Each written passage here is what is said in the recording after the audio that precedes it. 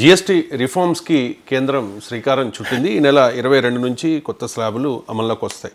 Sir, ప్రధాని మోదీ అంటూ ఉన్నారు సార్, జీఎస్టీ 2.0 దేశాభివృద్ధికి డబుల్ డోస్గా పనిచేస్తుంది, భారత్లో నూతన శకానికి దోహదపడేలా ఈ సంస్కరణలు చేపట్టాము అంటూ ఉన్నారు సార్.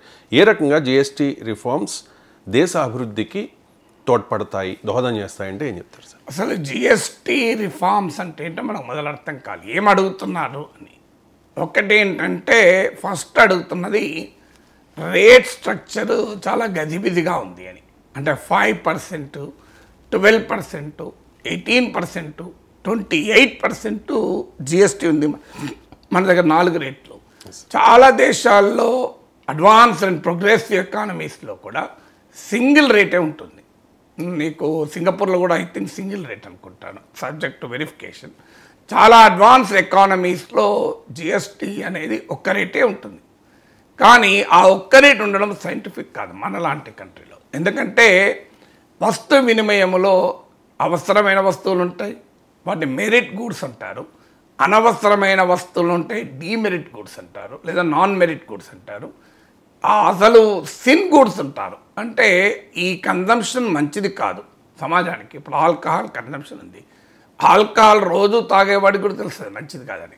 వాదనకు చేయొచ్చు, 2 పెగ్గులు తాగితే ఆరోగ్యం బాగుంటుందని కహానీలు చెప్పచ్చు. కానీ మందు తాగితే లివర్ చెడిపోతుంది, ప్యాంక్రియా చెడిపోతుంది, అందరికీ తెలుసు.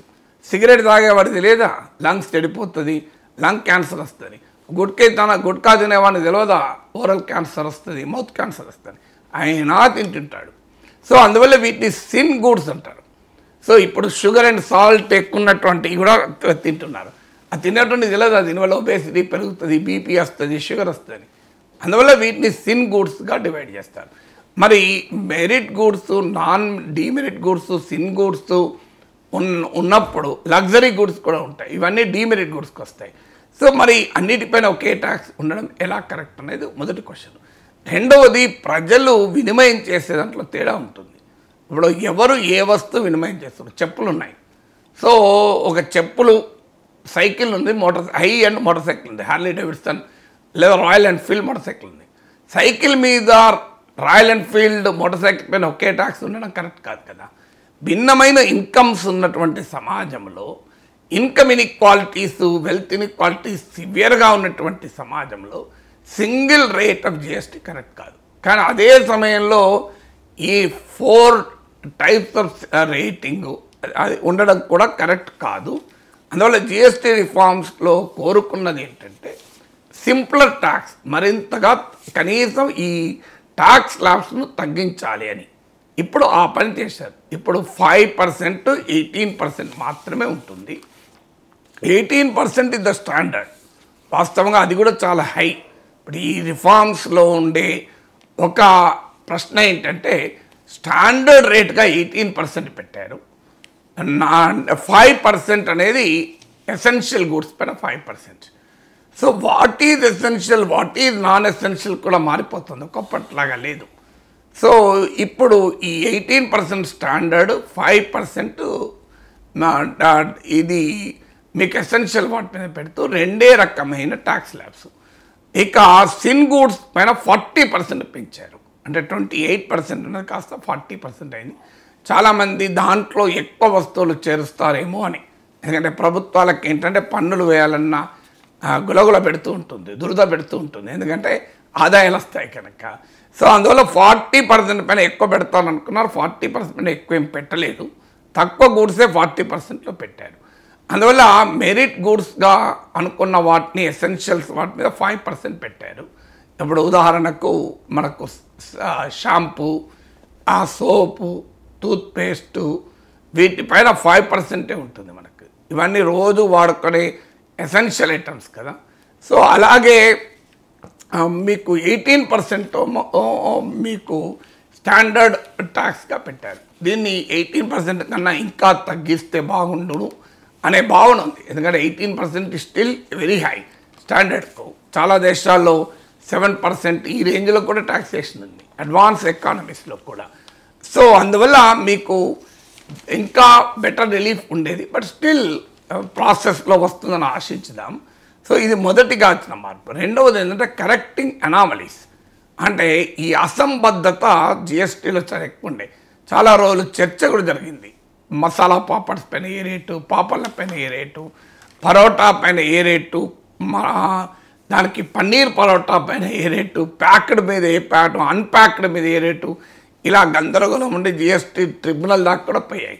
ఆ అనామలీస్ను ఇందులో గణనీయంగా మీకు అడ్రస్ చేశారు. ఇది రెండవది. మూడవది ఏంటంటే కాంప్లయన్స్ బర్డెన్. అంటే చాలా ఎప్పుడు కూడా టాక్సేషన్లో ఉండాల్సిన ఒక బేసిక్ ప్రిన్సిపల్ ఏంటంటే చాలా సులభమైన పద్ధతి ఉండాలి. అప్పుడే ఎవరైనా ట్యాక్స్ కట్టడానికి ముందుకుంటారు. ఇంటిమిడేటింగ్ ఉండకూడదు ట్యాక్స్ స్ట్రక్చర్ కానీ ట్యాక్స్ అడ్మినిస్ట్రేషన్ కానీ. అప్పుడు పన్నుల ఎగవేతకు స్కోప్ ఎక్కువ ఉంటుంది. అందువల్ల దీన్ని మరింతగా కాంప్లయన్స్ బర్డెన్ను తగ్గించేటువంటి దిశగా కూడా ఇందులో ప్రయత్నం చేశారు. తర్వాత ఎసెన్షియల్ గూడ్స్ పైన ఎక్కువ పన్ను వేయకూడదు అనేది చాలా కాలంగా వస్తున్న వాదన. సో అది కూడా అడ్రస్ చేసినట్టు కనబడుతోంది. సో ఇప్పుడు సిమెంట్ పైన రేట్ తగ్గేటట్టు కనబడుతోంది. అలాగే సైకిల్స్ పైన జిఎస్టీ తగ్గుతుంది. హెల్త్ ఇన్సూరెన్స్ చాలా కాలంగా ఉన్న డిమాండ్.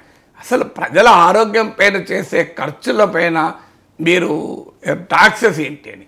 ఇప్పుడు హెల్త్ ఇన్సూరెన్సే కాదు, కొన్ని ఫార్మా ప్రొడక్ట్స్ పైన, డయాగ్నాస్టిక్స్ పైన, వీటిపైన కూడా జిఎస్టీ తగ్గించారు. అంటే ట్రీట్మెంట్ కాస్ట్ తగ్గేటువంటి అవకాశం కూడా ఉంటుంది. సో కొన్ని రకాల ఇప్పుడు లేబర్ ఇండస్ట్రీ ఇంకొక ముఖ్యమైన కోరిక రిఫార్మ్లో డిమాండ్ ఏముందంటే లేబర్ ఇంటెన్సివ్ ప్రొడక్ట్స్ పైన మీరు జిఎస్టీ తక్కువ ఉంటే వాటికి డిమాండ్ పెరిగి ఉపాధి పెరుగుతుంది. ఇప్పుడు లెదర్ గూడ్స్, టెక్స్టైల్స్ ఇవన్నీ labour intensive sectors. Labour intensive సెక్టార్లో తక్కువ టాక్సేషన్ ఉంటే వాటి కన్జంప్షన్ ఎక్కువ ఉంటుంది. ఎక్కువ ఉన్నప్పుడు వాటిలో వృద్ధి రేటు ఉంటే ఉపాధి కల్పించబడుతుంది అని. సో అది కూడా కొంత అడ్రస్ చేసినట్టు కనబడుతుంది మీకు లేబర్ ఇంటెన్సివ్ సెక్టార్. ఇప్పుడు లేటెస్ట్గా ట్రంప్ టారిఫ్ల నేపథ్యంలో వచ్చింది అమెరికాకు ఎగుమతి చేసేటువంటి వస్తువుల ఎగుమతులు ఇవాళ పడిపోతున్నాయి కనుక ఎగుమతులను ఎంకరేజ్ చేసే రీతిగా కూడా జిఎస్టీ టాక్సేషన్ ఉండాలి. అందుకే కొన్ని రకాల టెక్స్టైల్స్ పైన జిఎస్టీ తగ్గించారు, ఫార్మా పైన తగ్గించారు, కొన్ని రకాలు చేశారు. సో అందువల్ల అక్కడ దానివల్ల లోకల్ కన్జంప్షన్ పెరిగి ఎక్స్పోర్ట్స్ దెబ్బతినడం వల్ల అవుతున్న రెవెన్యూను కాస్త పూడ్చుకోవటానికి ఉపయోగపడుతుంది అని. సో అందువల్ల జిఎస్టీ రిఫార్మ్స్లో చాలా కాలంగా ఉన్న అనేక డిమాండ్లను ఈ జిఎస్టీ సంస్కరణలు మీట్ చేశాయి. స్టిల్ అన్మెట్ ఏంటి అంటే 18% ఇది స్టాండర్డ్ జిఎస్టీ కూడా చాలా హై.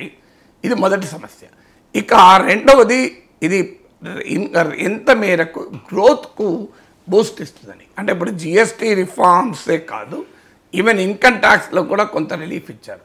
అందువల్ల ఇవాళ భారతదేశ వృద్ధి రేటు ఎఫెక్ట్ అవుతున్న దానికి ప్రధానమైన కారణం ప్రైవేట్ కన్జంప్షన్ ఎక్స్పెండిచర్ తగ్గడం. అంటే మన జీడిపిలో ప్రైవేట్ కన్జంప్షన్ ఎక్స్పెండిచర్ ఒక భాగం, ఒక ఇంపార్టెంట్ వెరీ బిగ్ సెగ్మెంట్. అంటే మీరు నేను వస్తువుల పైన, సేవల వినిమయం పైన చేస్తున్నటువంటి ఖర్చును ప్రైవేట్ కన్జంప్షన్ ఎక్స్పెండిచర్ అంటారు. సో ఈ ప్రైవేట్ కన్జంప్షన్ ఎక్స్పెండిచర్ చాలా మందకొడిగా ఉండడం వల్ల ఎకానమీలో డిమాండ్ లేదు. ముఖ్యంగా అర్బన్ డిమాండ్ చాలా వీక్గా ఉంది. కారణం ఏంటంటే ఈ కన్జ్యూమర్ గూడ్స్ పైన హై జిఎస్టీ ఉంది. ఇప్పుడు దాన్ని తగ్గించాలి ఈ జిఎస్టీ ధర. అందువల్ల ఇవాళ డిమాండ్ను పెంచి ప్రైవేట్ కన్జంప్షన్ పెంచండి, ప్రైవేట్ ఇన్వెస్ట్మెంట్ పెరగదు, ఎకనామిక్ గ్రోత్ రాదు. ఇప్పుడు గతంలో ప్రభుత్వాలు భారీ ఎత్తున కార్పొరేట్ పన్నును తగ్గించి 2019 సెప్టెంబర్లో 186,000 కోట్ల రూపాయల రాయితీ ఇచ్చారు. 10% కార్పొరేట్ ట్యాక్స్ తగ్గించారు. అయినా కూడా డిమాండ్ పెరగలేదు, ప్రైవేట్ ఇన్వెస్ట్మెంట్ పెరగలేదు. అంటే అందువల్ల మాలాంటి వాళ్ళ మొదటి నుంచి కూడా చెప్పేది, మీరు సప్లై మీద కాదు ఇన్సెంటివ్ ఇవ్వాల్సింది, డిమాండ్ జనరేషన్ పైన ఇన్సెంటివ్ ఇవ్వాలి. అంటే ప్రొడ్యూసర్ కాదు కన్జ్యూమర్కి ఇన్సెంటివ్ ఇస్తే ప్రజలు వస్తువులు సేవలు కొంటే ఆటోమేటిక్గా ఉత్పత్తి పెరుగుతుంది. ఉత్పత్తి ఎప్పుడు పెరుగుతుంది? కొనేవాడు ఉంటే ఉత్పత్తి పెరుగుతుంది, అమ్మేవాడు ఉంటే ఉత్పత్తి పెరగదు, ఉత్పత్తి చేసేవాడు ఉంటే ఉత్పత్తి పెరగదు. కొనేవాడు ఉంటే ఉత్పత్తి చేసేవాడు సృష్టించబడతాడు సమాజంలో, ఒకటి కాబట్టి ఇంకోటి ఉత్పత్తి చేస్తాడు. అందువల్ల మీరు కొనేవారికి రిలీఫ్ ఇవ్వండి అని మాట్లాడటం వల్ల చాలా కాలంగా ఎకనామిక్స్లో ఒక basic principle supply side economics and demand management economics. So మాలాంటి వాళ్ళం ఎప్పటి నుంచి అడుగుతున్నాం, అయ్యా డిమాండ్ పెంచే పనులు చేయండి అని. ఇప్పుడు ఈ GST reforms plus income tax డెఫినెట్గా కొంత మేరకు డిమాండ్ పెంచుతుంది, ప్రైవేట్ కన్జంప్షన్ ఎక్స్పెండిచర్ పెంచుతుంది. మరి ఎంత మేరకు పెంచుతుంది? ఇదేదో ఒక నూతన శకానికే నాంది పలుకుతుంది నా అంటే ఎంత? మరి దీని రిలీఫ్ ఎంత? ఇప్పుడు జిఎస్టీ రెవెన్యూ షార్ట్ ఫాల్ ఎంత అంటే ఈ జిఎస్టీ మార్పుల వల్ల ప్రభుత్వాలు కోల్పోయే ఆదాయం ఎంత అని కనుక మీరు లెక్కిస్తే 48,000 కోట్లు, 48,000 crores. ప్రభుత్వం ఇచ్చిన లెక్కలు, నా లెక్కలు కాదు. అంటే మన బడ్జెట్ ఎంత? దాదాపు 47 లక్షల కోట్లు. అంటే 48 కోట్లు ఎంతంటే 1%. ప్రభుత్వం మొత్తం బడ్జెట్లో అరౌండ్ 1%, 48 లక్షల కోట్ల దాకా కేంద్ర బడ్జెట్, రాష్ట్రాల బడ్జెట్ కూడా కలిపితే 70 to 80 lakh crores దాకా ఉంటుంది. అంటే కేంద్ర ఇప్పుడు జిఎస్టీ రెండు కేంద్రము రాష్ట్రము కలిపి చేసేది కనుక 80 లక్షల కోట్ల ప్రభుత్వాల బడ్జెట్ ఉంటే ఇలా ప్రజలకు లభించిన జిఎస్టీ రిలీఫ్ 48,000 crores. అంటే 0.5% ఆఫ్ ద టోటల్ గవర్నమెంట్ ఎక్స్పెండిచర్లో రిలీఫ్ ఇది. అందువల్ల దీనివల్ల మరి కొత్త శకం ఆవిర్భావం అవుతుందా అనేది మీరే అనుభవమే తెలుస్తుంది. అంటే ఈ రిఫార్మ్స్ వెల్కమ్ చేయాల్సింది, అనుమానమే లేదు. Too late and two little అవుతుందా, టూ లేట్ అండ్ సబ్స్టాన్షియల్ అవుతుందా అనేదే పాయింట్. సబ్స్టాన్షియల్ అవుతుందన్న దానికి గవర్నమెంట్ ఫిగర్స్ ఇప్పుడు 48,000 crores. ప్రభుత్వం ఇచ్చే లెక్క 48,000 కోట్లు. 48,000 కోట్ల రిలీఫ్తో ఎకానమీలో ఎంత మేరకు వస్తుంది, అది కూడా ఎంత కన్జ్యూమర్కి చేరుతుంది. ఇక్కడ ఇంకొక ఛాలెంజ్ ఉంటుంది రవిశంకర్, ఏంటంటే ప్రభుత్వాలు పన్ను పెంచినప్పుడు వెంటనే మనకు వడ్డిస్తారు, ఇమ్మీడియట్గా వడ్డిస్తారు. నేను ఏదైనా హోటల్ పోతే మేమేం చేయాలంటే దోశ రేటు పెరిగిందంటే పెరగదా అంటే మరి పన్నులు పెరిగినాయి కదా అంటాడు. పాల మీద ట్యాక్స్ వెంటనే పాల రేట్లు పెరుగుతాయి. కానీ మన అందరి అనుభవం పౌరులది, పన్నులు తగ్గించినప్పుడు మాత్రం వెంటనే తగ్గాయి, పెరిగినప్పుడు పెంచుతారు, తగ్గించినప్పుడు అది పర్కులేట్ కాదు. ఇప్పుడు అందుకే గవర్నమెంట్ పైన ఉన్న మరో బాధ్యత ఏంటంటే మీరు ఆదాయాన్ని కోల్పోయి పౌరులకు మేలు చేద్దామని చూస్తున్నారు, కానీ అది పౌరుల దాకా చేరుతుందా అనేది ఒక పెద్ద క్వశ్చన్ మార్క్. సో అందువల్ల ఈ 48,000 crores ఒకవేళ ప్రభుత్వం ఇచ్చిన జిఎస్టీ రాయితీ ఇప్పుడు ప్రభుత్వాలు, ఎందుకంటే ఇది కేంద్రము రాష్ట్రం కలిపి ప్రభుత్వాలు ఇచ్చిన మొత్తం రాయితీలు ప్రజలకు చేరిన 48,000 కోట్లే. ఇది మన జిఎస్టీ 4 లక్షల కోట్లు. కేంద్ర రాష్ట్ర ప్రభుత్వాల బడ్జెట్ నేను 4 లక్షల కోట్ల డాలర్లవి. జీడిపి పక్క పెడదాం, ప్రభుత్వాల ఎక్స్పెండిచర్తో నేను మీకు పోల్చి చెప్పాను. 80 లక్షల కోట్ల బడ్జెట్ ఉంటుంది కేంద్రానికి రాష్ట్రానికి. ఈ రిలీఫ్ ఇప్పుడు తర్వాత మీకు 5 టాక్సేషన్లు చూద్దాం. జిఎస్టీ ఇదివరకు ఉన్న ట్యాక్స్ రేట్ 5%, 12%, 18%, 28%. సో ఇప్పుడు పోయింది ఏంటి? 5% పోయింది, 28%, 12% పోయింది, 28% పోయింది, 5 and 18 అట్లే ఉంది. ఈ పోయిన 12%, 28% నుంచి జిఎస్టీలో ఎంత షేర్ ఉంది అది చూస్తే మనకు ఇప్పుడు రిలీఫ్ ఎంత అర్థమవుతుంది. దేశంలో వసూలవుతున్న మొత్తం జిఎస్టీలో 7% మేరకు, 7% మేరకు 5% స్లాబ్ నుంచి వస్తుంది. ఇక మీకు 12% నుంచి 5% మాత్రమే వస్తుంది. 12% స్లాబ్ నుంచి 5% ఇన్కమ్ వస్తుంది. 28% స్లాబ్ నుంచి 11% వస్తుంది. టోటల్గా మీకు 67%, 18% పైన వస్తుంది. ఇప్పుడు 18% ఏమాత్రము డిస్టర్బ్ చేయలేదు. అంటే 67% ఆఫ్ జిఎస్టీ వచ్చేది ఏమీ చేంజ్ లేదు. 12% నుంచి వచ్చేది ఓన్లీ 5%. రిలీఫ్ వచ్చింది అక్కడే కదా, 12% ఎగిరిపోయి 5% అయింది. అది కూడా మొత్తం పోలే, కొన్నింటి మీద మొత్తం మీద, కొన్నింటి మీద 5% వచ్చింది. అంటే ఈ 5%లో 7% కదా మనకు వచ్చేది. ఇప్పుడు 12% 5% అయింది అనుకో, ఎంత తగ్గింది? 7% తగ్గింది.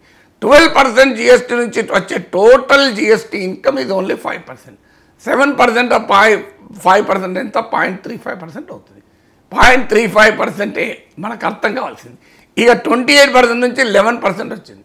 అది 18% తగ్గింది, ఇంకో 10% తగ్గింది. ఎంతది? 10% ఆఫ్ 28%, 10% ఆఫ్ 11%, అంటే 1.1. ఈ 1.1 3.5 కలిపితే 1.45% రిలీఫ్ వస్తుంది. అంటే అంతకుముందు వచ్చే వసూలైన జిఎస్టీలో 1.5% తగ్గుతుంది. అంటే 100 రూపీస్ మీ జిఎస్టీ మీరు కడుతుంటే ఇప్పుడు 98 రూపీస్ 50 పైసా కడతారు. ఇది నేను 2 రకాల కంపారిజన్ ఇచ్చాను. టోటల్ గవర్నమెంట్ ఎక్స్పెండిచర్లో భాగంగా జిఎస్టీ రిలీఫ్ ఎంత చెప్పాను, ఇప్పటి వరకు ఉన్న జిఎస్టీలో ఇప్పుడు వస్తున్న ఎంత అంటే ఇట్ ఈజ్ ఓన్లీ 1.45%. అది కూడా subject to percolating to the citizen. So అందువల్ల ఇది ఇంకా జిఎస్టీ రిఫార్మ్స్ చాలా ఎక్కువ చేయాల్సి ఉండే. కన్జంప్షన్ భూమికి ఇది సరిపోదు అనే భావన కూడా బలంగా ఉంది. కన్జంప్షన్ భూమికి ఇది ఈ మేరకు ఇచ్చే రిఫార్మ్స్ కేవలం టింకరింగ్ అవుతుంది, సబ్స్టాన్షియల్గా కన్జంప్షన్ పెరిగి గ్రోత్కు దోహదం చేయదు అని కొంతమంది అర్థశాస్త్రవేత్తల విశ్లేషణ. అనుభవంలో తేలాలి మనకి ఏమవుతుందని. ఇక మరో ముఖ్యమైన అంశం కేంద్రము రాష్ట్ర సంబంధాలు. ఒక జిఎస్టీ పెట్టినప్పుడు రాష్ట్రాలు కొన్ని ఆందోళన వ్యక్తం చేశాయి, మా ఇన్కమ్ తగ్గిపోతుంది అని. అప్పుడు కేంద్రము జిఎస్టీ చట్టంలో ఒక ప్రొవిజన్ పెట్టింది, దాన్నే జిఎస్టీ కంపెన్సేషన్ సెస్ అంటారు. అంటే అది కూడా కేంద్రం ఏమి ఇవ్వదు, సిన్ గూడ్స్ పైన అడిషనల్ సర్చార్జ్ చేసి ఆ డబ్బులతో జిఎస్టీ కంపెన్సేషన్ ఫండ్ ద్వారా ఏదైనా రాష్ట్రానికి ప్రీ జిఎస్టీ పీరియడ్లో వచ్చే ఆదాయం రాకపోతే తగ్గిన మేరకు కంపెన్సేట్ చేసేవారు. ఇప్పుడు జిఎస్టీ తగ్గితే ప్రైమ్ మినిస్టర్ మోడీయే చెప్తున్నాడు కదా భారీగా తగ్గుతుందని. మరి భారీగా రాష్ట్ర ప్రభుత్వాల ఆదాయం గండిపడదా? కేంద్రానికంటే అనేక రకాల ఆదాయం ఉంటుంది. ఇప్పుడు మన దేశంలో ఖర్చుల్లోమో ఎక్కువ భాగం రాష్ట్రాలు పెడతాయి, ఆదాయంలో ఎక్కువ భాగం కేంద్రానికి పోతుంది. ఇది ప్రాబ్లం. ఇన్కంలోమో సెంటర్కి ఎక్కువ వాటా, ఎక్స్పెండిచర్లోమో బర్డన్ స్టేట్స్ భరిస్తుంది. అందువల్ల మీకు స్టేట్స్ రిసోర్సెస్ పైన ఇది ఎంత ప్రభావం చూపుతుంది. అందుకే అపోజిషన్ రూల్ స్టేట్స్ అడిగింది ఏంటంటే మాకు ఈ జిఎస్టీ కంపెన్సేషన్ సెస్ను కంటిన్యూ చేయండి అన్నారు. ప్రభుత్వం కేంద్రం ఒప్పుకోలేదు. కేంద్రం ఒప్పుకోకుండా జిఎస్టీలో ఏనేమో సాధ్యం కాదు, ఎందుకంటే ఓటింగ్ రీత్యా చూస్తే. ఇక పొలిటికల్ డైమెన్షన్, ఇప్పుడు జిఎస్టీ తగ్గించారు. మీకు గుర్తుండే ఉంటుంది, ఎప్పుడైనా పెట్రోల్ డీజిల్ రేట్లు పెరిగినప్పుడల్లా కేంద్రంలో అధికారంలో ఉన్న బీజేపీ వాదన ఏంటి, మీరు కేంద్రమే పెంచిందా, రాష్ట్రాలు కూడా పెంచుతున్నాయి కదా, మరి రాష్ట్ర ప్రభుత్వాలే కదా పెంచింది, అవి తగ్గించచ్చు కదా అని అడిగేవారు. ఇప్పుడు మాత్రం తగ్గించినప్పుడు మాత్రం కేంద్రమే తగ్గించినట్లుగా వాతావరణం క్రియేట్ చేస్తున్నారు. ప్రైమ్ మినిస్టర్ ఏకపక్షంగా ఇండిపెండెంట్ డేలో ప్రకటించారు. మరి ప్రైమ్ మినిస్టర్ జిఎస్టీ తగ్గుతుందని ప్రకటించి రాజకీయ ప్రయోజనం పొందుతున్నారే, ఇందులో ముఖ్యమంత్రుల పాత్ర లేదా, రాష్ట్ర ప్రభుత్వాల పాత్ర లేదా? జిఎస్టీ అనేది కేంద్రము రాష్ట్రం కలిపి కదా. మరి పొలిటికల్ బెనిఫిట్ ఏమో కేంద్రంలో ఉన్న అధికారంలో ఉన్న వాళ్ళు పొందితే రాష్ట్రాల్లో అధికారంలో ఉన్న వారి పరిస్థితి ఏంటి మరి? అందువల్ల ఆ ఫెడరల్ డైమెన్షన్ కూడా ఇందులో ఉంది. బట్ స్టిల్ అనేక రకాల వస్తువులపైన దాదాపు అన్ని ఓవరాల్గా చూసుకుంటే ఖచ్చితంగా గతంతో పోలిస్తే జిఎస్టీ బర్డన్ తగ్గుతుంది, అందులో అనుమానం లేదు. సో ఆ మేరకు మనం ఆహ్వానించుదాం. కానీ ఇంకా చేయాల్సింది ఏమిటో కూడా నేను చెప్పాను.